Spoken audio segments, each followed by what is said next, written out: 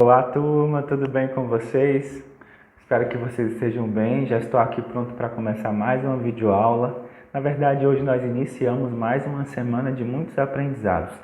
Depois de alguns feriados, a gente acaba hoje voltando com novos conteúdos e ligados porque a gente está prestes a finalizar o módulo 3 para começar o último módulo deste ano letivo. Espero que vocês estejam bem e seremos convidados agora a nos concentrarmos para a gente começar a nossa aula. Vamos lá? Pegue aí então o livro de vocês, módulo 3, que a gente vai começar hoje com conteúdo de português.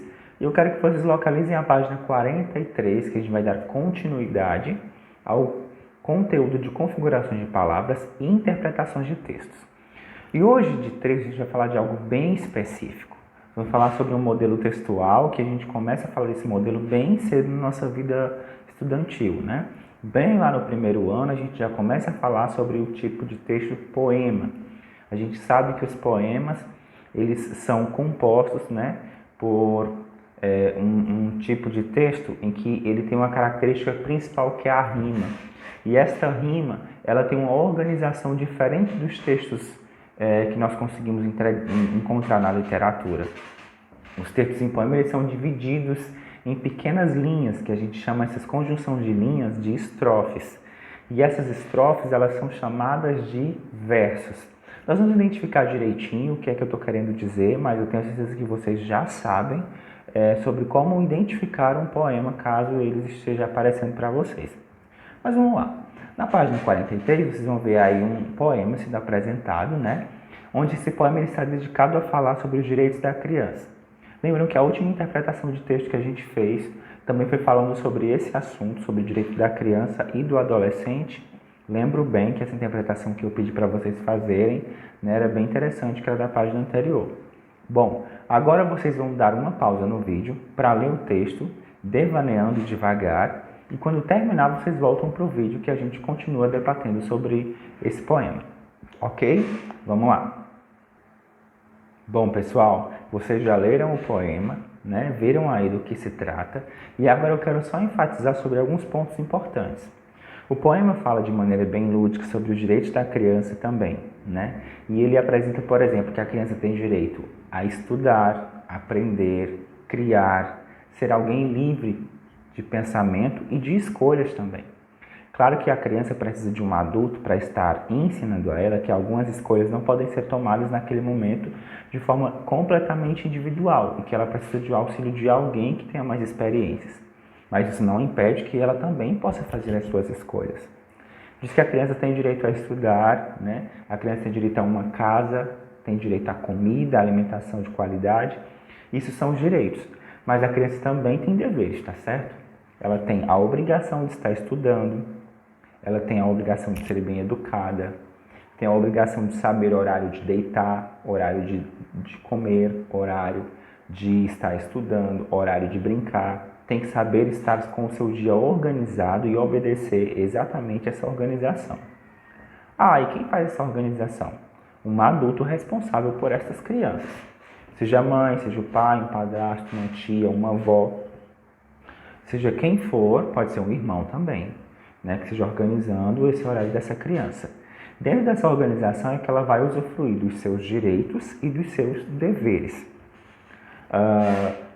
Toda criança tem os seus direitos e isso está dentro da lei, né? E todo mundo deve preservar por esses direitos. Como eu já falei, é preciso que a gente compreenda, né, esses direitos para que vocês, enquanto crianças, possam compreender até que ponto é que está correto, né, a criança ajudar em casa, estar trabalhando, até que ponto está correto ela não querer estudar, né, porque tudo isso sendo encaixado de maneira correta, a gente consegue aí então uma criança de futuro brilhante e com bons aprendizados. Bom, pessoal, acerca desse texto, vocês vão estar fazendo a atividade da página 46 até a página 48. Essa atividade é excepcionalmente sobre interpretação de texto e faz algumas configurações aí gramaticais, mas coisas simples que vocês também já ouviram falar. Quero só enfatizar com vocês sobre essa questão da organização do poema, tá? É algo que eu lembro bem que nós já falamos em sala de aula, mas eu vou só mostrar aqui no vídeo. Na página 44 de vocês, deem uma olhada, que vocês vão observar a organização deste poema. Ele possui a estrofe, né? Isso aqui é uma estrofe, e essas estrofes são formadas por versos.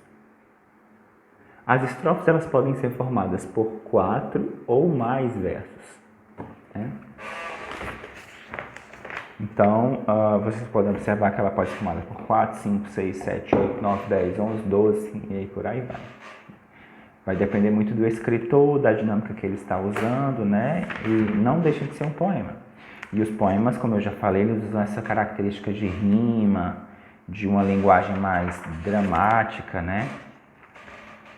Voltada mais para esse lado. Continuando, pessoal, vocês já entenderam, né, que vamos fazer essa atividade aqui da página 46 até a página 48. Agora, a gente vai falar sobre gramática, tá? Coloquem aí na página 52, que nós vamos falar sobre gramática. O livro nos traz sobre essa variação da linguagem formal e da linguagem informal. Nós também já falamos sobre esse assunto e vamos dar mais ênfase nisso. O que quer dizer linguagem formal e linguagem informal? O que eu quero dizer sobre isso? Vocês sabem que a população ela se comunica de diversas formas. E uma das formas mais comuns de a gente se comunicar é aquele aprendizado da linguagem que é passado de geração para geração, que a sua mãe ensina. E ela ensina do jeito que ela aprendeu. É aquela linguagem que a gente conversa com as pessoas na rua, com palavras mais comuns no vocabulário dela, inclusive usando jargões que são mesmo de rotina de certas cidades ou estados, né? Que a gente chama de gírias, né? Algumas gírias que as pessoas que são daquela região conhecem, né? E a gente vai entender agora qual é a diferença desse linguajar mais informal, né? O que quer dizer linguagem informal? É justamente essa linguagem que a gente conversa mais à vontade, que pode falar aquelas palavras mais desconfiguradas, não precisa levar ao pé da letra com regras e concordâncias. Essa é a linguagem informal. E a linguagem formal é aquela linguagem que você precisa falar de maneira mais correta, respeitando restritamente as regras do português e as regras gramaticais, tanto em pontuação como em concordância, como acentuação, enfim, essa é a linguagem formal. O livro de vocês traz aí, por exemplo, uma situação em que mostra claramente o que eu estou querendo dizer. Na página 52, a gente tem aí 2 colegas que estão na sala de aula e eles se comunicam de maneira informal. Eu vou ler aqui para vocês. O colega diz: cara, essa questão de geografia tá osso. Será que você pode dar uma mão aqui? Vocês podem observar que nesta frase existem muitas colocações informais. Quando ele usa para tratar com o outro de cara, isso é muito informal. Isso é um termo de gíria, né? Isso é uma gíria. Cara, poxa, cara, isso é uma gíria, né? Isso é muito informal. Quando ele diz também que a questão está osso, né? Isso é uma informalidade. Quando ele refere o osso, né? Porque o osso é duro de quebrar e ele diz que a questão está difícil quando ele diz que a questão está osso, né? Então isso também é bastante informal. E quando ele usa também a expressão se pode, abreviando a palavra você, né? É outra informalidade. Dar uma mão aqui, né? Acaba sendo também informal porque isso é uma linguagem figurada, porque ninguém pode dar uma mão. A gente dá uma ajuda, né? Então, quando ele coloca dar uma mão aqui, isso é uma linguagem figurada e que ele está aplicando informalidade nesta frase. Mas agora vamos observar a outra frase em que é colocada de maneira bem mais formal, respeitando a concordância das palavras e toda a sua configuração. Quando ele diz: professor, eu estou com dificuldade em uma questão de geografia. Você pode, por favor, me ajudar? Você vê aí, então, que ele foi impecável com as palavras, colocou-as exatamente no local correto, configurou cada uma e concordou todas, tanto em gênero como quantidade, de maneira correta, tá?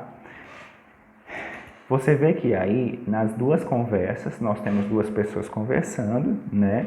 E você também consegue sentir que aqueles que usaram a linguagem mais informal, eles são mais íntimos, porque é geralmente desta forma.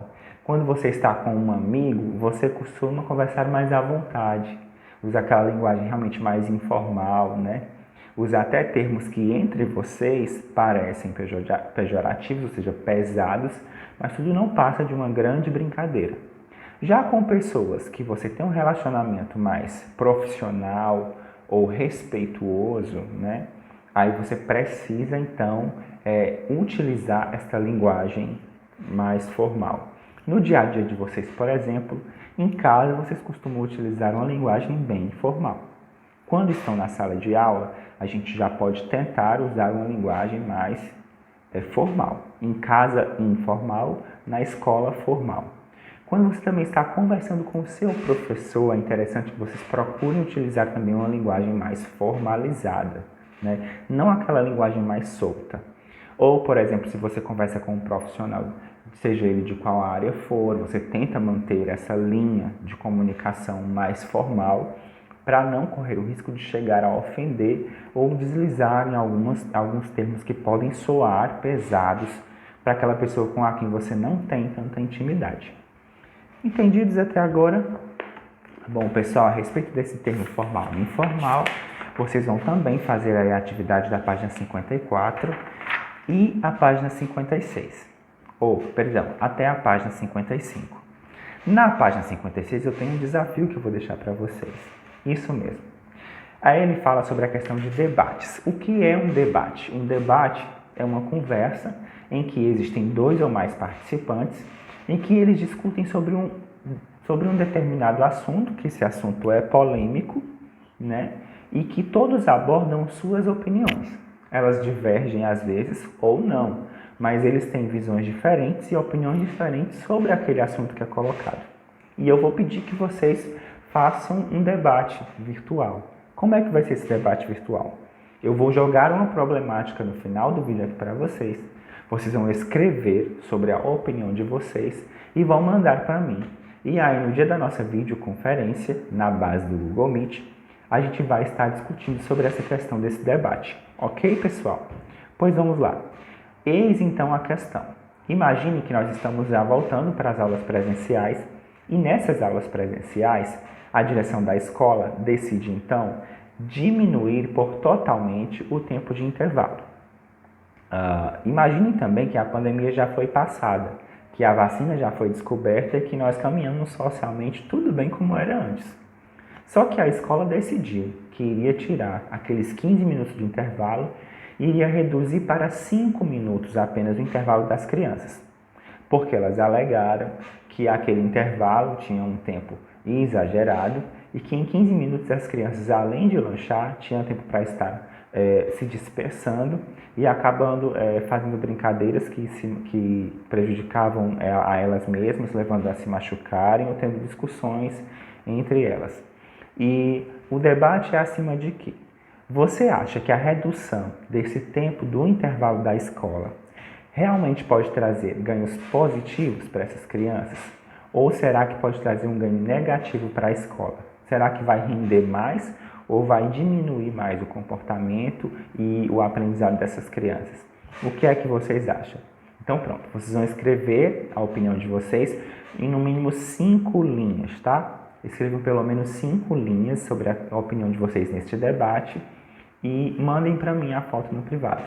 Mandem também a foto das atividades que eu vou estar esperando, tá bom, pessoal?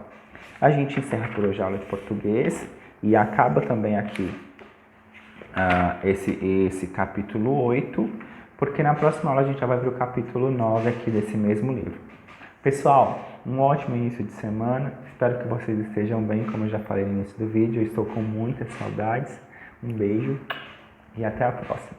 Tchau, tchau, gente!